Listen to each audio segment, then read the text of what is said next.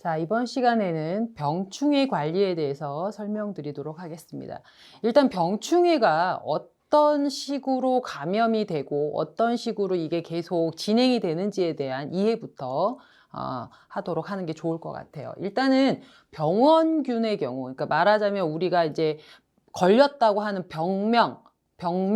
균에 의해서 뭔가 병이 발생이 됩니다. 자, 이 병은 그냥 혼자 있는 것이 아니고요. 이렇게 전염을 시켜요. 우리는 전반이라고 얘기합니다. 여기 보시면 전반해서 어떻게 전반이 되는가, 이게 이렇게 전염이 되는 거죠. 어떻게 전염을 시키냐. 우리가 이제 접촉해서 한다, 호흡기로 한다, 이런 우리 사람에 의한 병이 있다 그러면 이 병원균, 20개에 있는 병원균의 경우는 물에 의해서 혹은 바람에 의해서, 곤충에 의해서 전염이 됩니다. 자, 물에 의한 전반의 경우는 적성병이 대표적이고요. 그 다음에 바람에 의한 전반은 털록병이 대표적입니다. 자, 그 외에 곤충이나 소동물 같은 것들에 의해서 전염되는 것은 빗자루병이 제일 많이 그렇고요. 그 다음에 토양이나 묘목 때문에 이 전염이 되는 경우가 있습니다. 자, 이렇게 전염이 되면은요, 바로 나타나는 것이 아니고 잠복을 합니다. 우리 감기가 걸려도 감기가 바로 막 확 나타나는 것이 아니라 약간 으스스 춥다거나 몸살 기운이 있다거나 하는 잠복기가 있어요. 병징이 나타나서 발병하기까지의 기간입니다. 이거는 병징으로만 나타나는 거죠. 금방 말씀드렸던 우리가 감기나 다른 병과 비슷하게 나타나는 거예요. 그냥 몸이 피곤하다. 모든 병은 처음에 약간 몸이 힘들면서 나타나거든요. 그래서 뭐 상태가 조금 나빠졌다. 뭐 생장이 조금 늦춰졌다. 뭐 이런 거죠. 병징으로만 나타납니다. 자, 그런 다음에 우리는 발병이 되거든요. 발병이라는 거는 쉽게 말하면 표징이 나타나는 겁니다.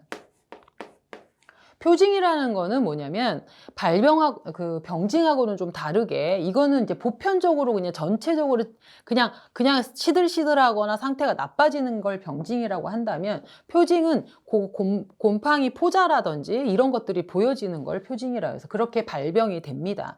자, 그 발병이 돼서 끝나면 되는데 그렇지 않고요. 이 기주를 교대해요. 기주라는 거는 우리 식물체를 얘기하는 겁니다. 수목을 얘기하는 거죠. 그것이 처음에는 향나무에 있다가 갑자기 얘를 떠나서 교대를 하는 거예요. 다른 기주로 옮겨가는 거를 우리는 기주교대라고 합니다. 이때 나타나는 게 우리가 중간기주라는 말이 나오는 거예요. 자, 중간기주라는 거는 또 특히 또 뭐냐. 기주는 금방 얘기한 대로 식물이라 그랬는데, 중간기주라는 거는 뭐냐면, 중간에 있는 얘한테는 아무런 발병이 나타나지 않아요. 그냥 병을 갖고만 있는 거예요. 그런데 다른 애한테 얘가 전달하는 역할을 하는 거죠. 우리가 대표적인 게 이제 향나무인데요. 향나무가 적성병의 병을 갖고 있다가 사과나무나 배나무, 장미과 식물한테 그 적성병을 옮기는 거예요. 그런 거를 중간기주라고 얘기합니다. 자, 이 기주는 병원균에 의해서 발병돼서 죽기도 하죠. 죽기도 하고, 그 병원균은 그대로 다시 살아남아서 또 전염을 시키고 잠복기에서 발병을 하는 거죠. 이게 병환이에요. 이거를 우리는 병환이라고 합니다. 그러니까 병이라는 거는 돌고 도는 거예요. 자, 그랬을 때 우리가 이제 이 전염되고 잠복기가 나타나기 이전에 이 환경을 개선해주면 어느 정도는 막을 수 있다라는 거죠. 자, 실제적으로 우리 이 발병이 나타나고 하는 이유는 이 병원균이 있고 병균이 있고 지금 얘기한 기주가 있고 어떠한 환경에 의해서 이 3박자가 다 이루어져야 병이 발생이 되거든요. 발병이 되거든요. 발병이 되는 3개인데, 자, 발병이 되기 전에 뭔가 하나를 없애주면 발병이 안 되겠죠. 이 3가지가 다 있어야 발병이 되거든요. 자, 그런데 우리가 이 식물을 없앨 수는 없잖아요. 우린 식물을 키우기 위해 한 거니까. 그럼 얘를 살려요. 병원균을 없애면 참 좋은데, 아까도 말씀드렸지만 병징으로 나타나고 이게 보이지 않게 전염이 되기 때문에 병균을 없애는 것도 사실은 쉽지 않습니다. 농약을 세게 치지 않은 이상은. 근데 그렇다고 해서 계속 세게 칠 수는 없잖아요. 그러니까 얘는 애매해요. 완전히 죽이기 힘들단 말이죠. 그러니까 우리는 이 병균을 예방하고 식물을 잘 키우기 위해서는 이 환경을 잘 개선해 주면 된다는 거예요.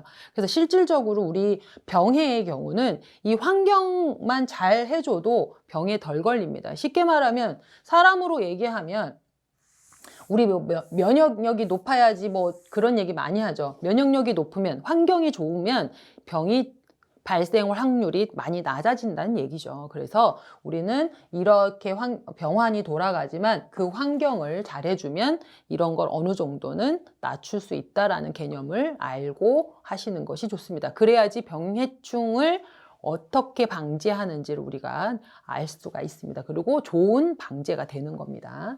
자, 그러면 이 병과 충의 해는 뭐가 있을까요? 자, 병해의 종류에는 바이러스에 의한 병, 그 다음에 마이코플라즈마, 우리 파이토플라즈마라고 하기도 합니다. 그 다음에 세균과 진균에 의한 병이 있습니다. 자, 바이러스에 의한 병은 모자이크 병이 대표적인데요. 바이러스에 의한 병은 사실 방지하기도 힘들고, 그 다음에 발병이 되더라도 이거를 어떻게 완전히 없앤다는 게 사실 제일 어려운 게 바이러스예요. 자, 그 다음에 마이코플라즈마 같은 경우는 제가 오대뽕 외우라고 많이 하거든요.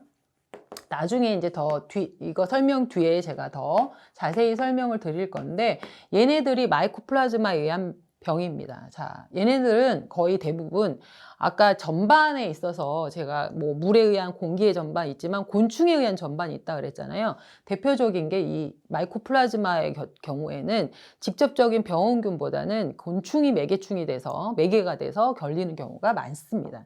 자, 그 다음에 세균과 진균인데요. 여러분 교재에 보시면 세균의 경우는 뿌리혹병, 진균은 대표적인 게 흰가루병입니다. 근데 여기 보시면 벚나무 빗자루병이 있어요. 자, 위에 마이코플라즈마에 의한 병에 보시면 대추나무 빗자루병이라는 거 있죠. 네, 오동나무도 빗자루병이 있어요. 거기도 하나 적어 놓으시면 오동나무. 자, 오동나무 빗자루병이나 대추나무 빗자루병은 마이코플라즈마에 의한 병이고요. 그 다음에 벚나무 빗자루병은 진균에 의한 병입니다. 이것도 문제에 자주 출제되는 내용이니까 그 같은 빗자루병이지만 하나는 진균에 의한 것, 이 두 가지는 마이코플라즈마에 의한 병이라는 걸 알고 계시면 좋을 것 같네요. 자, 그 다음은 충해에 관한 겁니다. 충해의 종류에는요, 이렇게 흡집성, 식엽성, 천공성, 충형 형성성이라고 네 가지로 나누는데요. 자, 보시면 우리 그 충해의 경우는 흡집, 그러니까 빨대 같은 걸로 딱 꼽아가지고 식물의 그 액을, 그러니까 줄기든 잎에 있는 식물의 액을 빨아먹는 겁니다. 그게 흡집성 해충이고요. 그 다음에 식엽성은 잎을 먹는 겁니다.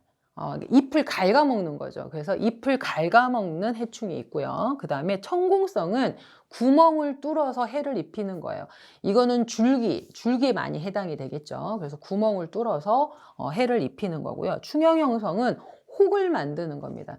이렇게 네 가지 유형으로 크게 나누는데 대표적으로 흡집성은 진딧물이나 깍지벌레, 응애 종류고요. 식엽성은 나방 종류라고 생각하시면 됩니다. 자, 그 다음에 천공성은 구멍을 뚫는 거니까 하늘소 종류 생각하시면 되고요. 충형형성은 여기 보시면 우리 솔잎혹파리 같은, 혹시 많이 들어보셨죠? 솔잎혹파리. 걔는 충형을 형성한 다음에 그 다음에 즙을 빨아먹는 경우거든요. 그래서 크게 이렇게 네 가지가 있다라는 걸로 알고 계시면 됩니다. 그래서 만약에 질문을 식엽성 해충이 아닌 것은, 흡집성 해충이 아닌 것은, 다음 중 식엽성 해충인 것은, 이렇게도 문제가 한 번씩 나와요. 그래서 종류가 일단은 이런 게 있다는 것과, 일단 우리가 단어가 어려우니까 그 뜻을 이해하는 걸로 먼저 시작을 해보도록 하겠습니다. 이렇게 해서 병해의 종류 이렇게 있다는 거, 그 다음에 충해의 종류 이렇게 있다는 거 먼저 알고 시작하겠습니다. 자, 병의 종류와 충해의 종류에 대해서 설명을 드렸고요. 여러분 교재의 충해 밑에 보시면 소나무의 3대 해충, 한국의 3대 해충, 그 다음에 세계의 3대 수목병 이렇게 해가지고 나와 있어요. 4번, 5번, 6번에. 그 내용들이 아주 간혹 한 번씩 나오니까 한번 읽어보시면 좋을 것 같습니다. 소나무의 3대 해충이 아닌 것은 이렇게 나오겠죠. 그러면 소나무나 소자가 들어가나 솔자가 들어가면 다 소나무에 관한 병입니다. 최근에 문제에 뭐라고 나오냐면 뭐 여기 솔라방, 소나무좀, 솔잎폭파리, 흰개미 뭐 이렇게 나온 적이 있어요. 이런 거야 뭐 거저 먹기지만 그래도 한번 알아두시면 좋고요. 한국의 3대 해충은 금방 앞에 나온 솔라방, 소나무종, 그 다음에 흰불나방이 가장 문제입니다. 흰불나방은 이제 식엽성인데 이게 문제가 굉장히 많이 돼요. 그 다음에 3대 수목병은 털록병, 시드름병, 줄기마름병 등이 있습니다. 그거 한 번 더 숙지하시기 바랍니다. 그 다음에 코호의 원칙은 우리 그 병균에 관한 이야기예요. 병균의 명칭을 지칭할 때 뭐 이런 법 원칙이 있다라는 거 참고 삼아 읽어보시면 됩니다.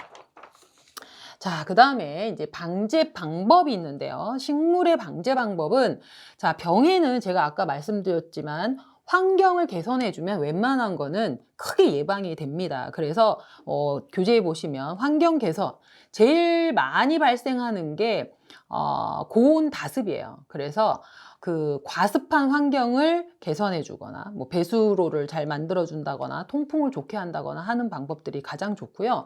그 다음에 아까 제가 기주 교대 얘기하면서 중간 기주에 대해서 잠깐 설명드렸죠. 이 중간 기주를 제거해 주는 것도 굉장히 좋은 방법입니다. 자, 그래서 잣나무 톨록병의 경우 송이풀과 까치밥나무를 제거해 준다거나 적성병은 향나무를 제거하는 거죠. 보통 우리 과수원 근방 2km 내에는 향나무를 식재하지 않아요. 그러면 사과 농가나 과수원에서는 큰 피해를 발생할 수가 있어요. 그래서 이 향나무를 제거해 주는 것이 좋습니다. 자, 또 하나 좋은 것이 윤작인데요. 윤작이라는 거는 우리가 돌려짓기라고 하죠. 그러니까 같은 작물을 연속해서 연작을 하지 않고 올해는 땅콩을 심었으면 다음해에는 고구마를 심고 그 다음에는 감자 심고 이렇게 번갈아 가면서 돌려짓는 이 방법도 굉장히 좋은 방법입니다. 그 다음에 이제 우리 이제 알아야 할 것이 이제 방제 방법에 대한 내용입니다. 자, 방제 방법은 이렇게 4가지로 보는데요.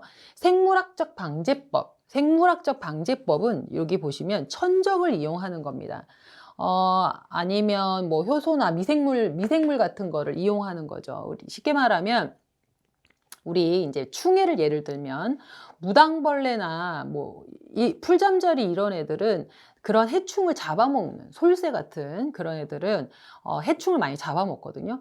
사실 농약이나 이런 걸 치기 전에 그런 애들을 풀어놓으면은 당연히 얘네들이 해충을 다 잡아먹습니다. 이렇게 천적을 이용하는 방법이에요. 그래서 어떻게 보면 가장 자연 친화적인 방법입니다. 환경 개선에 이어서. 그런데 요즘엔 농약을 뭐 뿌린다거나 공해가 심각해지거나 도시가 엄청 확대되면서 이 생물학적 방법이 조금 힘들어지기 시작한 거죠. 왜 그러냐면 이 천적이 살 수 없는 환경이 돼버린 거죠. 그래서 천적을 활용하는 게 사실 제일 좋은 방법입니다. 어떻게 보면 그냥 자연스럽게 놔두는 거죠. 먹이 피라미드가 자연스럽게 있다면 이런 해충이 많이 줄어들겠죠. 그런데 먹이 피라미드가 파괴되고 이 천적들이 없어지면서 환경 파괴로 인해서 그래서 해충이 더 많이 발생하는 겁니다. 실제로 그래요. 자, 그 다음에 물리적 방제 방법은 여기 보시면 전정한 가지, 그러니까 병든 가지, 충해 입은 가지, 알이 막 다닥다닥 붙어 있는 가지를 불태우는 겁니다. 그 다음에 잠복소라든지 하늘소 같은 경우에는 그 철사 이렇게 고리처럼 만들어서 구멍에다 얘를 콕 찔러서 잡아 당기면은 얘가 딸려 나오거든요. 그렇게 해서 유살 죽이기도 하고요. 뭐 그런 방법들. 잠복소는 우리 왜 지금은 많이 안 하지만 예전에는 한 9월 10월쯤 되면 그 짚을 이렇게 나무에다가 이렇게 싸요. 그 다음에 그 겨울에 겨울잠 자는 월동하는 번데기나 애벌레나 이런 애들이 들어가서 거기서 따뜻하게 있다가 얘를 그러니까 따뜻한 봄이 되기 전에 거둬서 얘를 태워버리죠. 그래서 월동하는 애들을 다 불살라 죽이는 겁니다. 이게 이제 잠복소인데요. 그런 물리적인 방법들이 있습니다. 얘는 그러니까 죽이는 거예요. 실질적으로 개를 잡아다 죽이는 거, 그거를 우리는 물리적 방법이라고 얘기합니다. 자, 화학적 방법은 뭐 가장 쉽죠. 어떻게 보면 우리가 작물 재배든 뭐 수목 재배를 할 때 가장 편한 방법이기도 합니다. 하지만 그 문제가 심각한 게 바로 또 이 방법이에요. 가장 간단하지만 피해가 많이 발생하는 거죠. 자, 그래서 우리는 처음엔 환경 개선을 해주고 천적을 이용하고 물리적 방법을 하고 그것도 안 되면 화학적 방법을 쓰는 것이 좋아요. 그래서 이 종합적 방제라는 것은 이거를 다 종합적으로 다 실시한다고 해서 종합적 방제입니다. 그러면 우리가 얘기할 때 우리는 병충해 방제 중 가장 좋은 방법은 바로 종합적 방제입니다. 뭐 그런 문제는 안 나오겠지만 그래도 여러분은 그렇게 생각하시는 것이 좋아요. 그러니까 가장 최후의 수단으로 써야 되는 게 화학적 방제입니다. 그런데 우리는 그렇지 않죠. 그냥 뭐가 또 병균이 생겼다거나 뭐가 생기면 예방도 하지 않고 바로 농약을 쓰는 경우가 많은데 좋지 않습니다. 환경적으로 굉장히 심각하게 대두되고 있죠. 그러니까 여러분들도 본인이 농사를 짓거나 뭘 한다면 사실은 여기 1, 2번에서 끝내는 것이 좋습니다. 최대한. 그리고 요즘에는 농약도 그렇지만 이제 자연 친환경적인 농약이 많이 나오고 그다음에 그 농약이 예전에는 고농약성이 많아. 고독성이 많고 굉장히 독한 것이 많았는데 요즘은 저독성이나 그다음에 판매가 중지된 농약들이 많이 생겼어요. 왜냐하면 환경 파괴를 한다고 하고 이런 생태계를 파괴한다고 생각하는 그런 농약들이 굉장히 점점점 줄어들고 있습니다. 근사미 같은 경우 그런 것들은 이제 판매를 금지한다거나 아니면 제조를 생산을 금지한다거나 하는 것들이 있어요. 아직 판매되고는 있지만 그런 것들이 있다라는 것도 같이 알고 계시면 좋을 것 같아요. 자, 이런 방제 방법의 종류가 있습니다.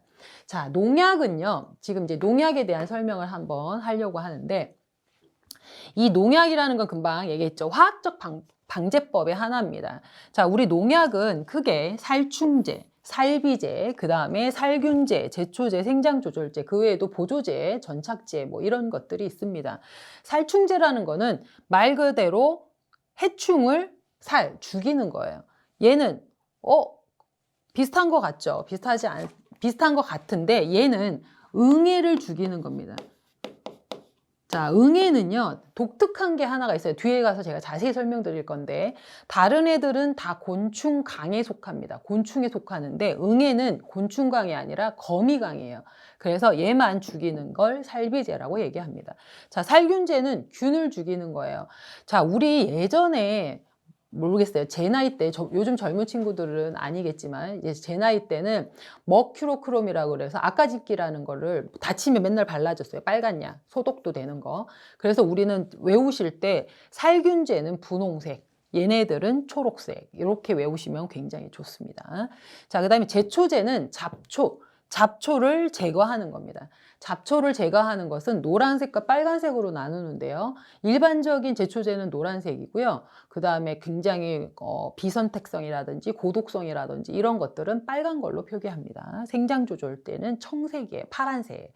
그래서 우리가 농약 표지 혹은 뚜껑을 보면 바로 얘가 살균제인지 살충제인지 제초제인지 바로 눈에 띄게 뚜껑 색깔을 그렇게 혹은 포장지 색깔을 눈에 띄게 그렇게 해놨습니다. 그래서 그걸 보고 알 수 있는 거죠. 그 내용들과 색깔 여러분들 그 교재에 아주 자세히 나와 있으니까 그 다음에 읽어보시면 되고 그 다음에 살충제의 종류나 보시면 살균제의 종류 이름이 나와 있어요. 뭐 예를 들어서 살충제에서 메프치온이라든지 뭐 테디온이라든지 뭐 포스팜 이런 것들이 있는데 이건 이제 문제 다음 중 뭐 살충제가 아닌 것은 살균제가 아닌 것은 하고 문제에 나옵니다. 한 번씩 나오는데 워낙 그 영어가 길게 나오기 때문에 외우기는 쉽지 않아요. 근데 참고로 알아두시면 좋을 것 같아요.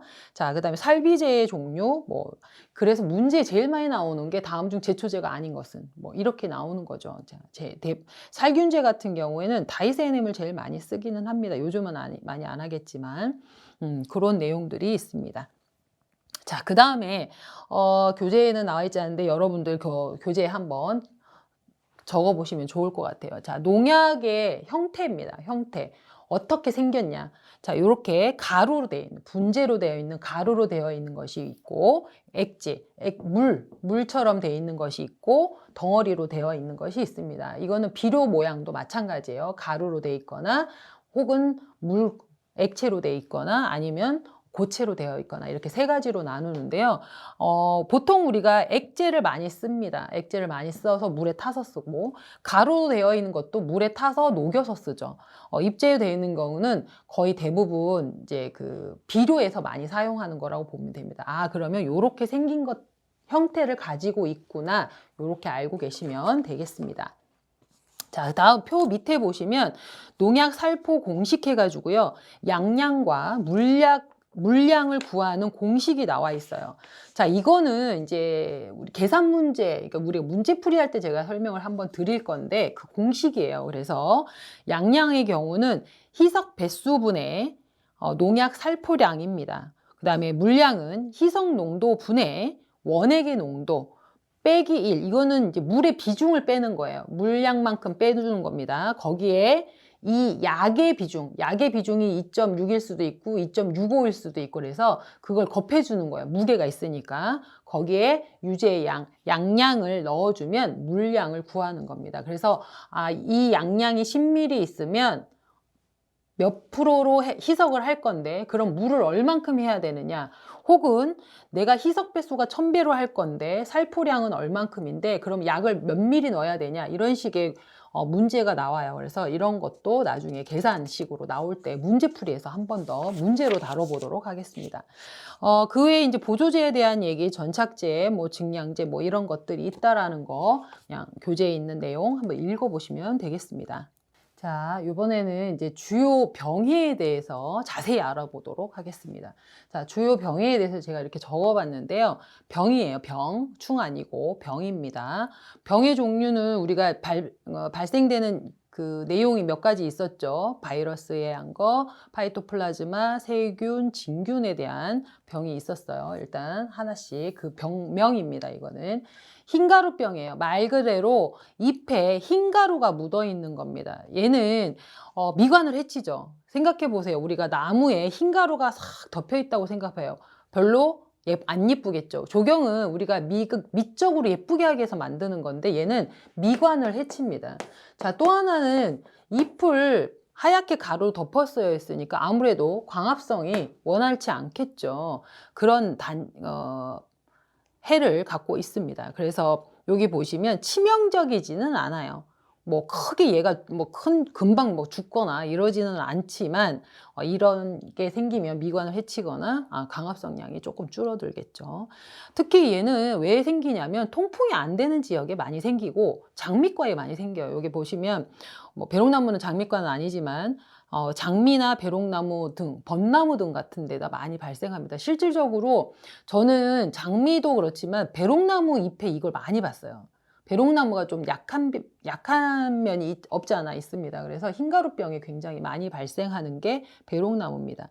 얘는 잔황균에 의한 대표적인 변이에요. 아까 우리 진균 얘기를 아마 했을 겁니다.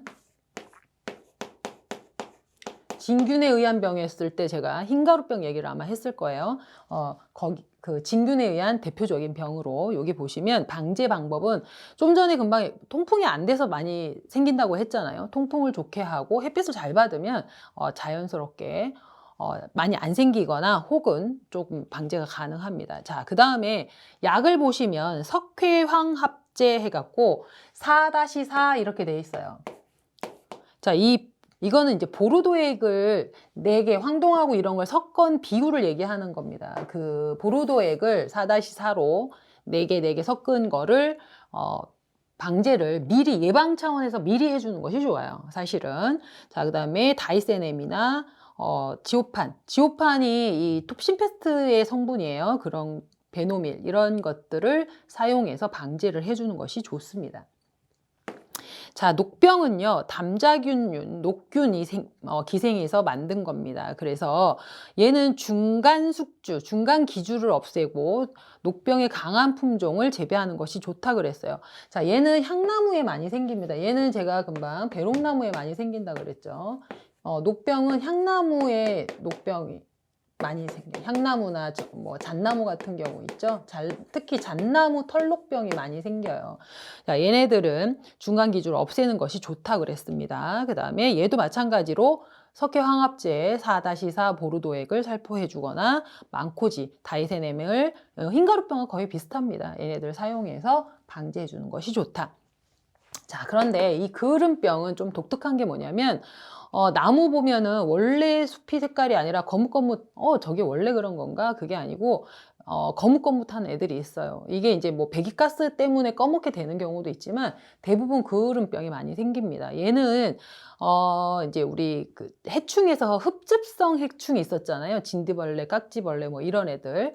그런 애들이 분비물이 좀 끈적끈적합니다. 진딧물 같은 경우.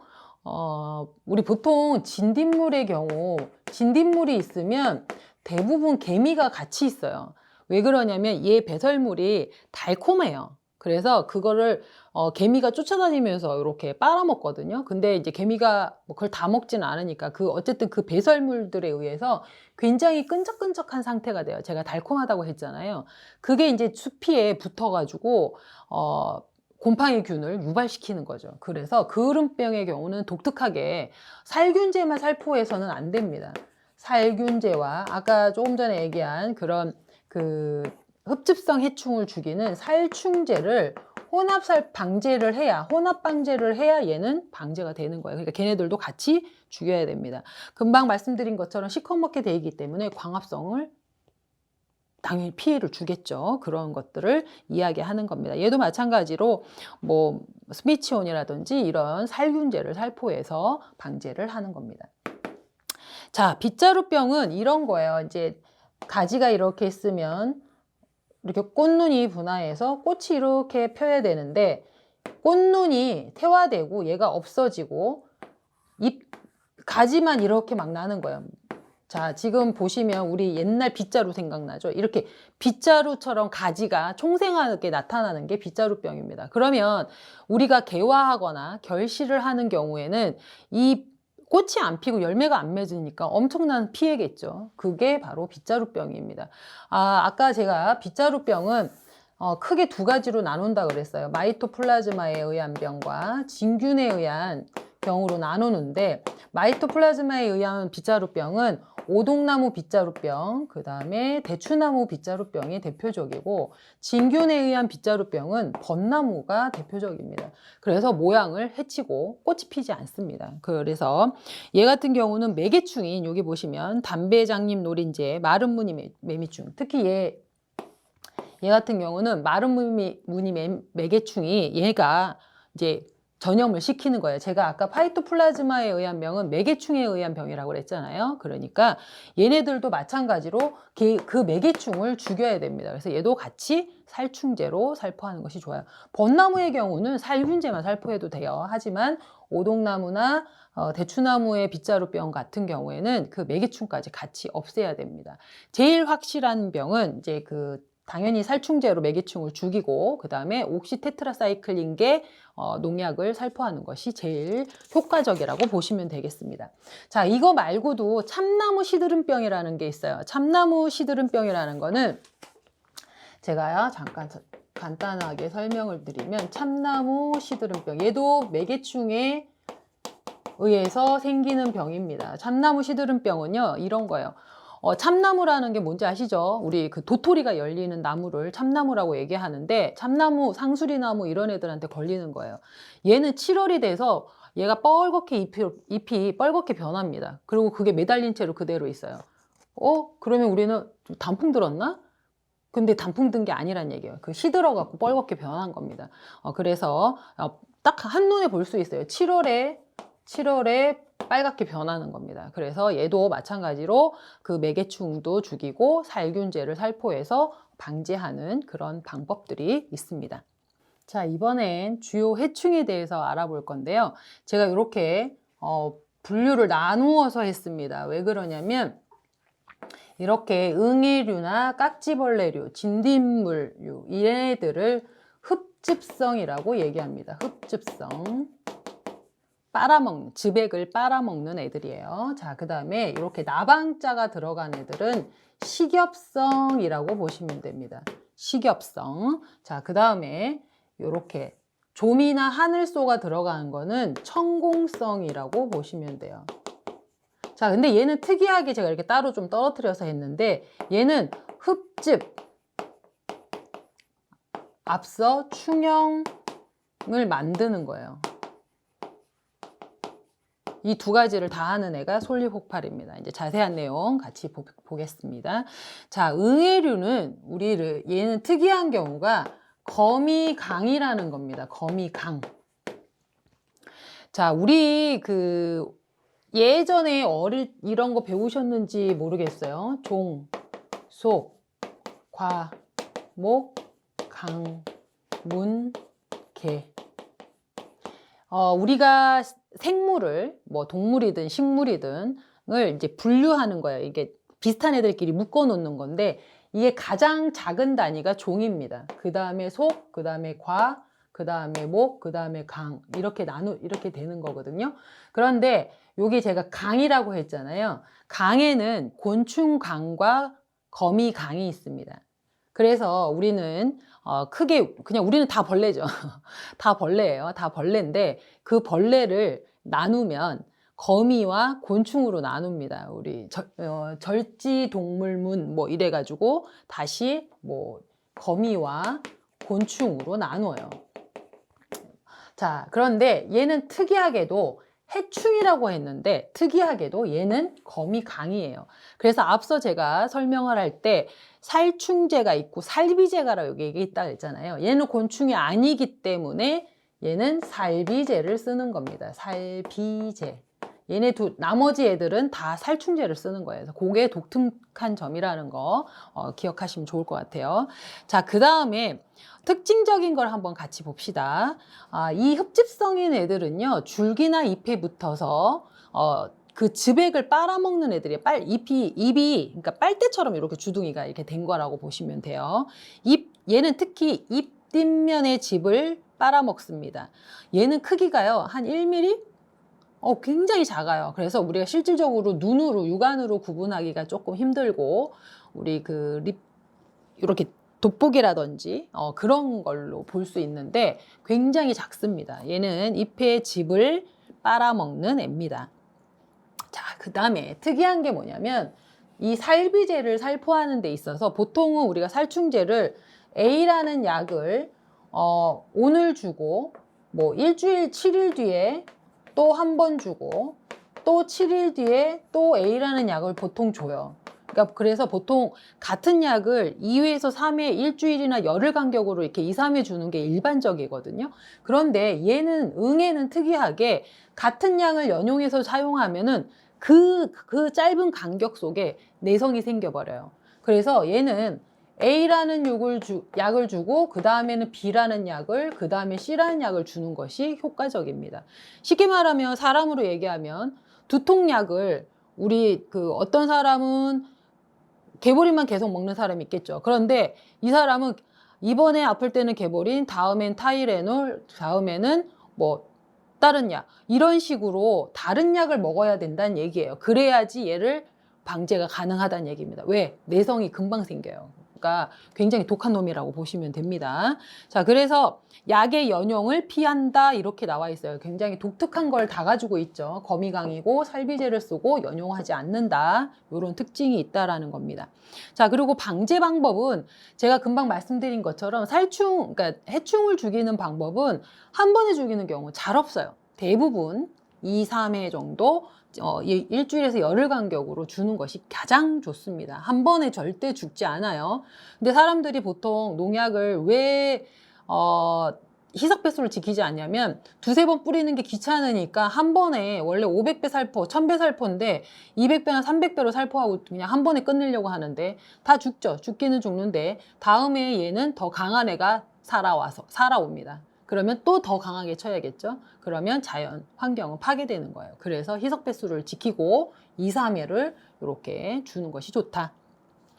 자, 그런데 그거보다 더 좋은 게 뭐라 그랬어요? 천적이라 그랬죠. 자, 무당벌레, 풀잠자리 얘네들의 천적을 보호해서 생물학적 방제를 하는 것이 더 좋다.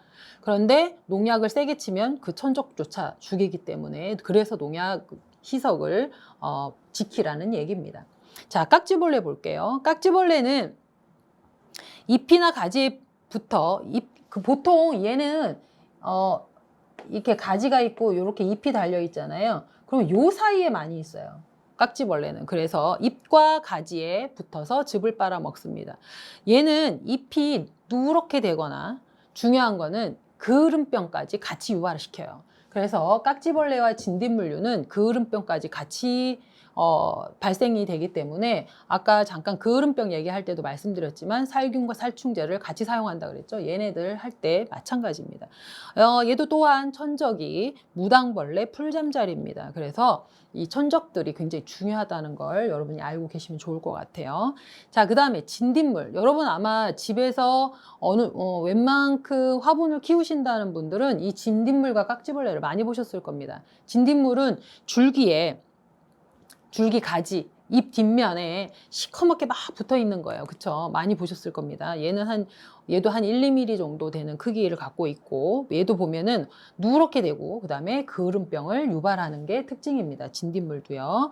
그래서 무당벌레나 꽃등의 풀잠자리 얘네들이 이 해충들을 잡아먹어요. 그래서 우리는 무당벌레 풀잠자리 하면, 얘네들은 생물학적 방제를 위한 천적이구나. 얘네들을 잡아먹는 애들이구나. 이렇게 아시면 좋을 것 같아요. 당연히 발생 즉시 내가 만약에 응애를 봤다, 깍지벌레를 봤다, 진딧물을 봤다 그러면 농약은 발생 즉시 바로 살포하는 것이 좋습니다. 시간을 두고 지켜본다? 이거는 잘못된 말이겠죠. 자, 그 다음에 식엽성 해충인 미국 흰불나방과 솔나방입니다. 일반적인 나방은요. 대부분 애벌레들이 식엽성입니다. 잎을 갉아먹어요. 성충도 가해하는 경우가 있지만 대부분 애벌레가 가해한다고 보시면 됩니다. 솔나방은 우리 송충이 아시죠? 송충이. 송충이는 솔잎을 먹고 살아야 된다. 뭐 그런 얘기 많이 들으셨잖아요. 그 애벌레가 솔잎을 갉아먹는 겁니다. 미국 흰불나방이 문제가 많이 되고 있죠. 자, 얘는 집단 서식해서 엄청나게 해를 입힙니다. 특히 여기 보시면 버즘나무가 대표적인데 잘 생각해봐요. 버즘나무가 잎이 엄청 크죠? 먹을 게 많단 말이에요. 그러니까 먹을 게 많은 애한테 붙어 사는 거죠. 얘는 굉장히 잎이 넓은 애들을 많이 가해합니다. 뭐 버즘나무뿐만 아니라 백합나무나 이런 큰 잎을 가진 애들을 가해하죠.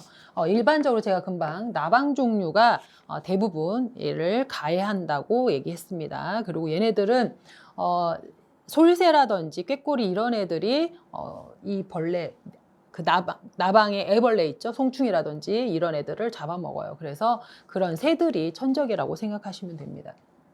그 외에 뭐 텐트 나방이나 무슨 나방자가 나오면 얘네들은 식엽성이구나 이렇게 생각하시면 돼요. 자, 그런데 여기 천공성이 있죠? 박쥐나방이라는 거는 천공성입니다. 자, 그러면 우리 천공성이라는 건 제가 뭐라고 말씀드렸죠? 구멍을 뚫는다 그랬어요. 특이하게도 박쥐나방은 나방자가 붙지만 천공성인 해충입니다. 자, 대표적인 건 사실은 측백나무 하늘소예요. 측백나무과에 해당하는 나무의 줄기에 구멍을 뚫어가지고 가해하는 겁니다. 얘는 특히 배설물을 바깥으로 꺼내놓지 않아요. 그리고 구멍이 아주 작으니까 얘가 있는지 없는지도 모릅니다. 실제로. 그래서 발견하기가 어려운 게 그래서 피해가 더 크다고 보시면 돼요. 자, 그래서 4월 달에 이런 걸 살포해서 부화유충을 죽이는 것이 좋습니다. 그 다음에 소나무 좀. 우리 좀 쓴다. 옷에 좀 쓰면 구멍이 뻥뻥 뚫리죠. 얘는 구멍을 뚫는 애들이에요. 자, 소나무점은 애벌레가 쇠양목에 가해합니다. 그 다음에 성충은 신초에 구멍을 뚫어요. 굉장히 작아가지고 줄기나 기부에 소나무가 이렇게 생겼으면 이렇게 가지가 돼 있으면 요게 기부에 이렇게 구멍을 뚫어가지고 구멍을 뚫어서 가해하는 경우입니다. 자, 구멍을 뚫는데 무슨 문제가 있어? 자, 이렇게 생각해 보세요. 우리 숲이 주변에 뭐가 있다 그랬죠? 변제에 수액과 그 채광과 물관이 지나간다고 했죠. 거기를 구멍을 뚫어요. 그러니까 길이 어떻게 해요? 끊긴 거예요. 그럼 영양분을 빨아올리지 못하겠죠. 한 개 뚫는 거야 상관이 없죠. 근데 구멍을 많이 뚫는다는 얘기죠. 여기저기. 그러면 영양분이 손실이 되겠죠. 그러니까 당연히 나무가 점점점 쇠약해집니다. 그래서 얘네들도 당연히 방제를 해야 되는 거고요. 여기 보면 스미치온 살충제 스미치온을 제일 많이 쓰기는 합니다. 자, 그 다음에 솔리호파리는 굉장히 독특한 애예요.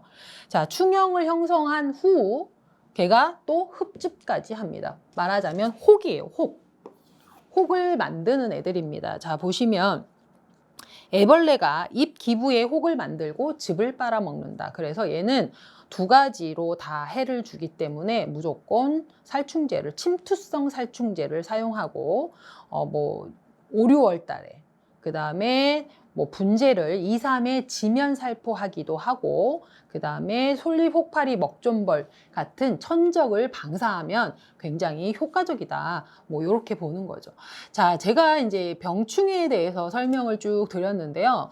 우리 이제 학생분들이나 저를 포함해서 이 농약 부분, 병충해 부분은 굉장히 어려운 부분이에요. 왜 그러냐면 일단 농약이 이름이 너무 어려워요. 많고, 그 다음에 뭐 해충, 뭐 병의 이름 뭐 이런 것도 외우기가 쉽지는 않습니다. 그런데 제가 지금 드린 뭐 예를 들어서 나방에 애벌레가 식엽을 한다거나 뭐 이런 제가 지금 굉장히 간단하게 설명을 했거든요. 뭐 깊이 안다 뭐 공부하면 되게 좋기는 합니다만 이렇게 그 구분할 줄 알고 전체적인 그 개념만 알아도 큰 문제는 없을 것 같아요. 그래서 너무 이거 공부하면서 조경을 포기할까 이렇게 생각하지 마시고 이거는 그냥 그 조경의 일부분일 뿐이에요. 이것 때문에 조경을 포기하는 일이 없도록 했으면 좋겠습니다. 문제 풀면서 제가 농약 그 양량이나 물량 구하는 방법 이런 것들도 쉽게 설명을 다시 드리도록 하겠습니다.